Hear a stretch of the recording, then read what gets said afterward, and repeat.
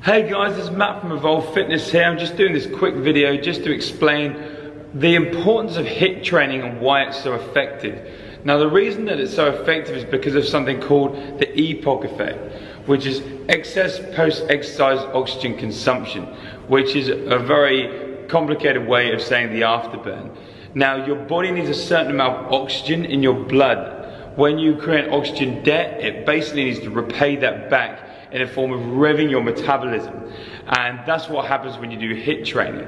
Now the difference between HIIT training is anaerobic fibers versus aerobic fibers. Now I've got this little board here just to help explain this.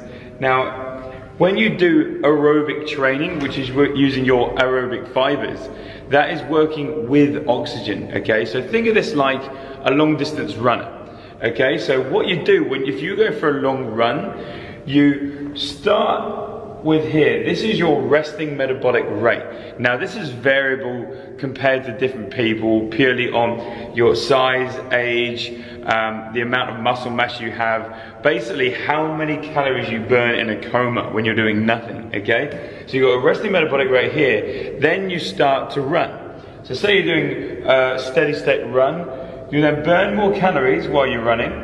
When you finish running, you'll quite quickly pay back that oxygen debt because aerobic fibers are good, they work with oxygen, okay? So they're very efficient with it. Then you drop back to your resting metabolic rate here, okay? So you burn more calories. So you went for a run for an hour, hour and a half, you burn a considerable amount of calories here, but you quite quickly go back to your resting metabolic rate, okay? Now the reason that anaerobic training or HIIT training is so effective is, say you've got your resting metabolic rate here, okay? So that rate here equates to 75% of the amount of calories you burn in a day. Because if you think about it, say if you're running for this hour here, the rest of the day you're sat around doing nothing, okay? So 75% of the calories that you burn in a day are at your resting metabolic rate, okay? Now the difference with HIIT training is you get your resting metabolic rate here. Now when you train, you cause an oxygen debt. So you spike the amount of oxygen in your body. And so because you're using anaerobic fibers, they're very inefficient with paying you back the oxygen debt.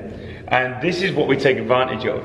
Because of that, you're now burning at a much higher level. So even though your training might be a lot shorter, and you might burn less calories while training, what it actually does is pushes up your resting metabolic rate. That's 75% of calories that you burn in a day now can carry on from 14 to 24 hours. So you might only do 20 minutes of training, but you'll be paying back that debt for up to 24 hours as opposed to paying back pretty quickly with aerobic training.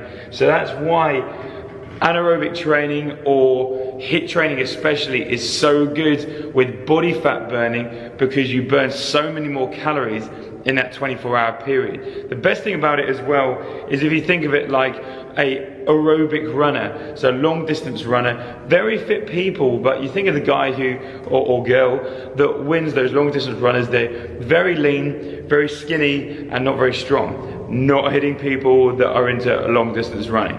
The problem with that is it's very impacting hard on your joints if you're running for a long time, okay? It can hurt your hips, your knees, your back, and you can get quite a few injuries from it. These people have usually got very good mental drive, and if you're a long distance runner, I'm sure you'll agree with me on this, that a lot of it's the mental side. These kind of people really like to challenge themselves. It's more the mental process of running for such a long time. But yet when you're doing HIIT training, very fast, very intense for a small amount of times, think of this as an Olympic sprinter. Very lean, also very fit, but very strong. Big, powerful muscles. This almost goes in my mind, no scientific basis for this part.